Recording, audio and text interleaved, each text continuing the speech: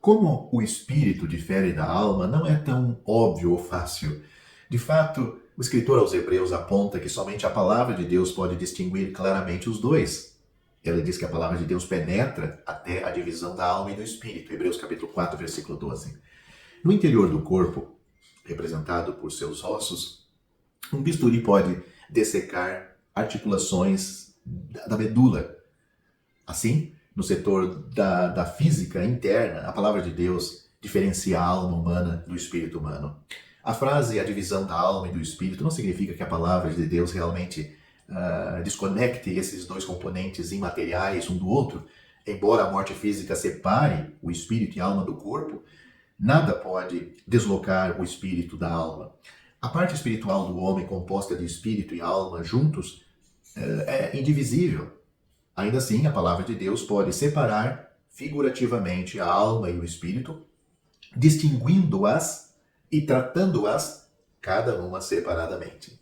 Apesar disso, muitos teólogos modernos ensinam que os termos alma e espírito são idênticos, afirmando que os seres humanos têm apenas dois componentes, não três: corpo, alma e espírito. Eles afirmam que só tem corpo e alma, ou corpo e espírito, e que a palavra é a mesma.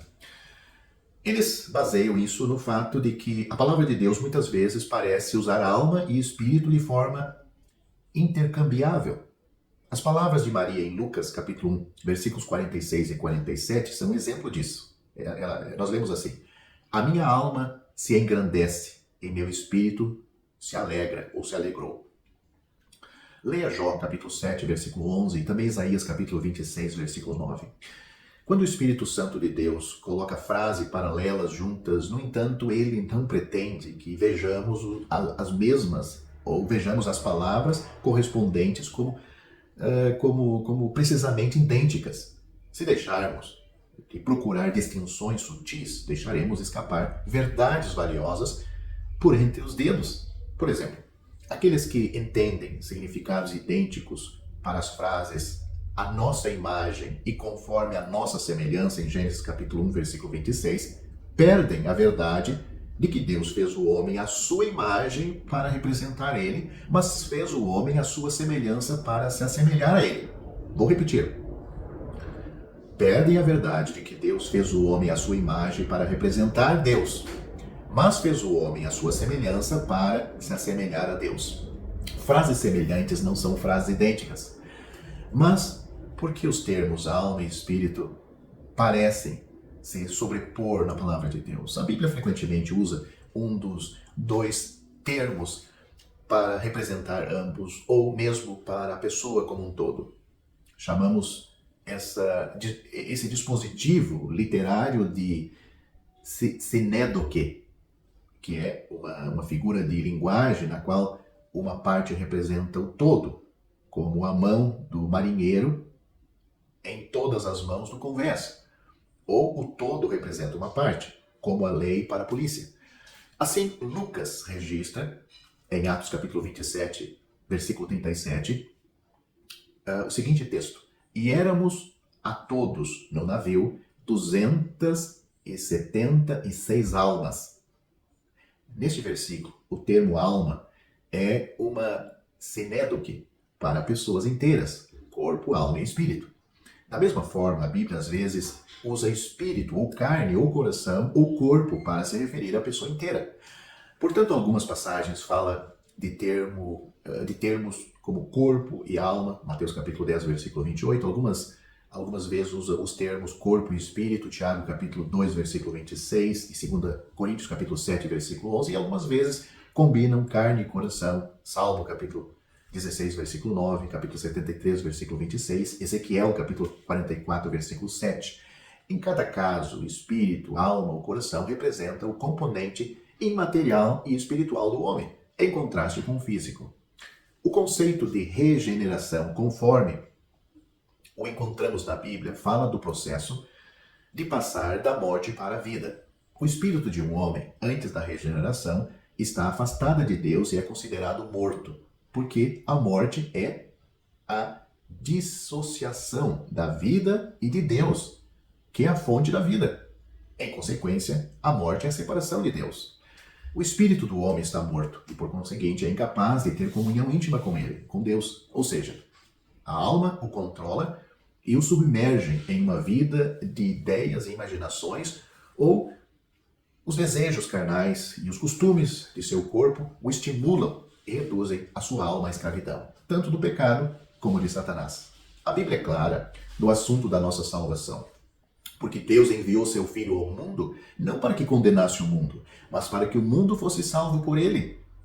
Quem crê nele não é condenado, mas quem não crê já está condenado, porquanto não crê no nome do unigênito Filho de Deus.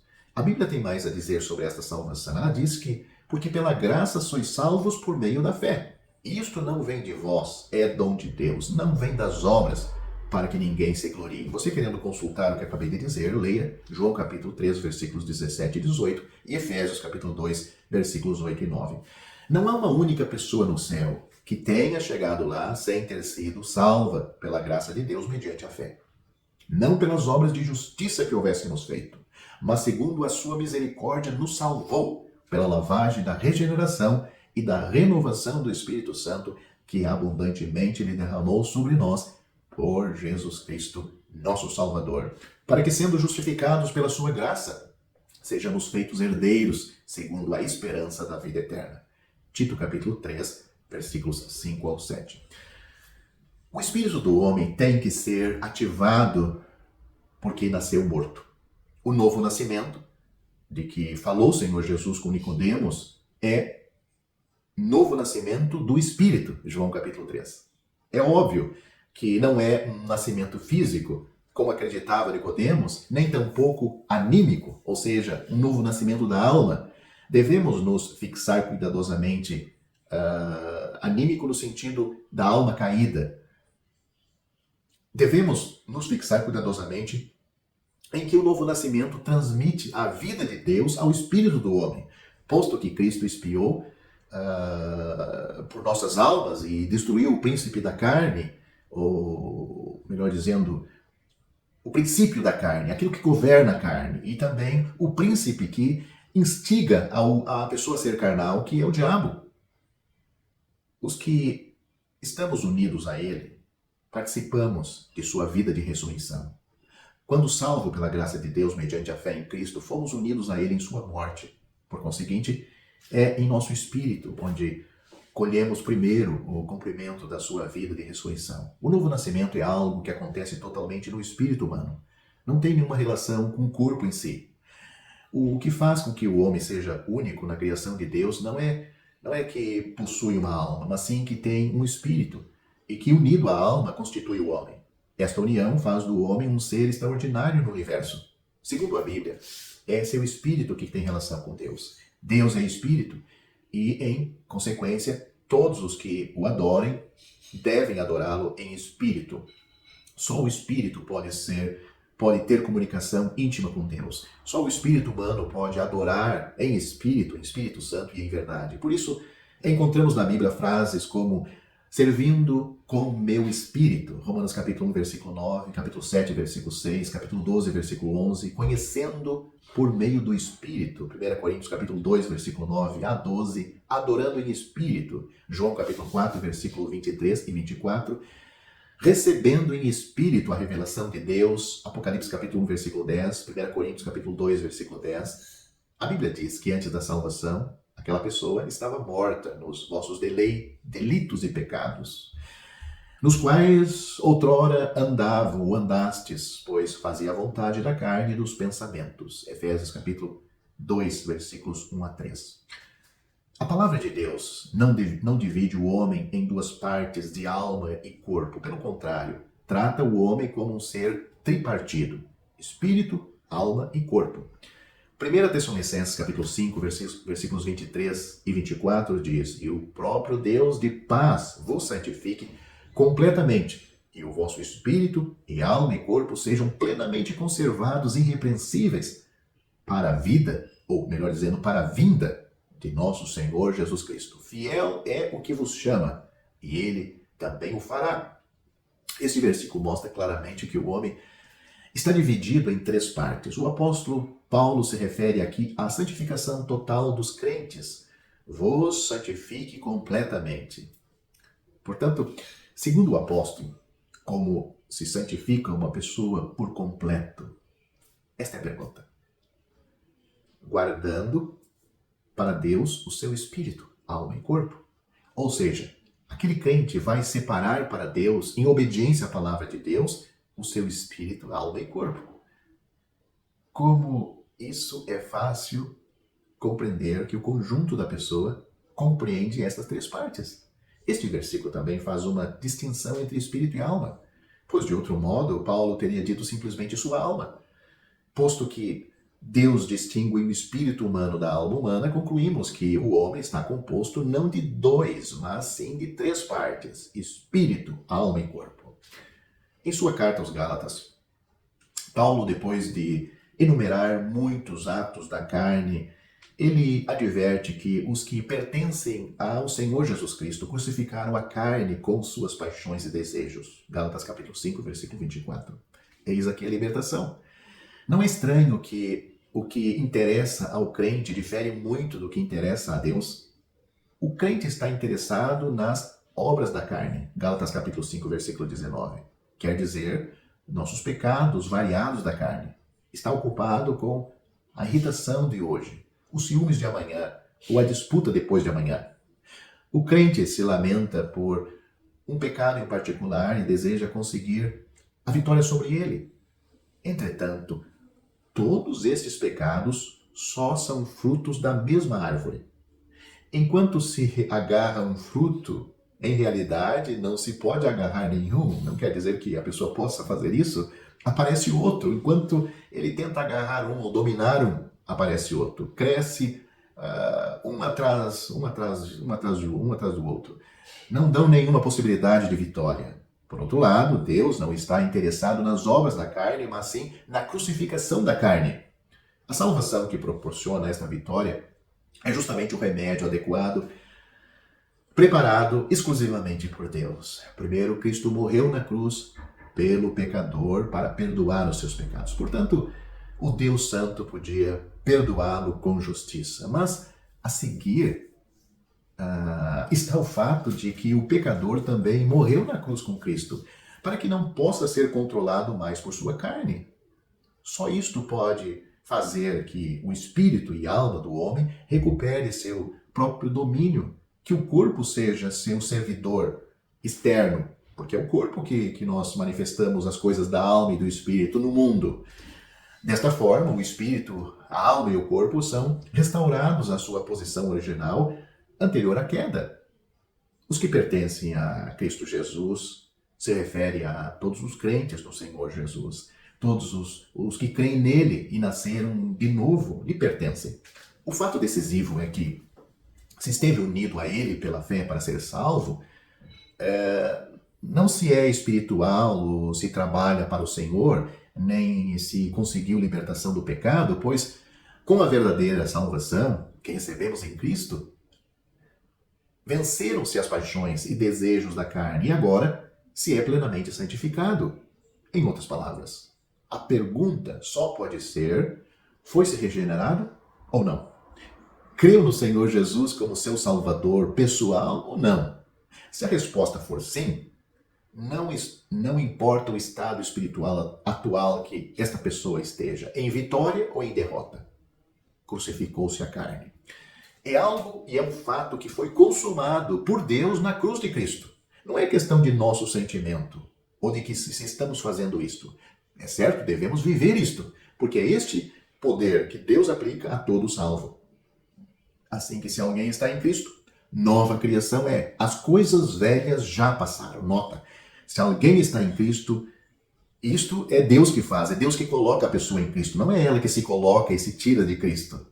Se alguém está em Cristo, nova criação é. As coisas velhas já passaram, eis que tudo se fez novo. 2 Coríntios capítulo 5, versículo 17. O assunto que temos adiante não é moral, nem é coisa da vida, é conhecimento ou obras espirituais, simplesmente é se é do Senhor ou não. Você é do Senhor ou não?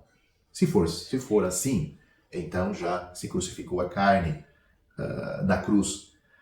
Está claro que isto significa não que alguém vai crucificar, nem que está no processo de crucificação, mas sim que já está crucificado, já crucificou. Se for uma crucificação conjunta, então, quando o Senhor Jesus foi crucificado, nesse momento também foi crucificado nossa carne. Além disso, a crucificação, junto com sua, não a sofremos pessoalmente, posto que foi o Senhor Jesus quem nos levou à cruz em sua crucificação. Em consequência, Deus considera a nossa carne já crucificada. Para Ele, é um fato consumado. Seja quais forem nossas experiências pessoais, Deus declara que os que pertencem a Cristo Jesus crucificaram a carne. Para possuir essa morte, não devemos dedicar muita atenção a investigar ou a observar nossas experiências. Em vez disso, devemos crer na palavra de Deus. Deus diz que minha carne foi crucificada e por isso acredito que está crucificada. Reconheço que o que diz Deus é verdade. Respondendo desta maneira, logo nos encontraremos com a realidade disto. Se primeiro olhamos o ato de Deus, nossa experiência virá a seguir. Da perspectiva de Deus, os crentes de Corinto, que boa parte era carnal, já tinham crucificado sua carne na cruz com o Senhor Jesus. Mas, do seu ponto de vista, é evidente que não tinham semelhante experiência. Possivelmente isso se devia ao seu desconhecimento de fato de Deus. Daí que o primeiro passo para a libertação é tratar a nossa carne segundo o ponto de vista de Deus. E o que é isto? Não é tratar, melhor dizendo, não é tanto crucificar a carne, nós nos esforçando a fazer isto, mas simplesmente reconhecer que foi crucificada. Não é andar segundo nossa vista, mas sim segundo nossa fé na palavra de Deus, no que Deus fez, no que Deus diz que fez, e reconhecermos que isto é verdadeiro. Isto é verdadeiro para todo salvo e se cumpre na vida do salvo. Se estivermos bem assentado neste ponto de reconhecimento que a carne já está crucificada, então poderemos tratar com a carne em nossa experiência. Se vacilarmos quanto a este fato, perderemos a possibilidade de possuí-lo definitivamente. Para experimentar a crucificação junto com Cristo, primeiro devemos deixar de lado nossa situação atual e simplesmente confiar na palavra de Deus e viver à luz desta verdade. Lemos em Gálatas capítulo 15, por exemplo, andai em espírito e não cumprireis a concupiscência da carne, porque a carne cobiça contra o espírito e o espírito contra a carne.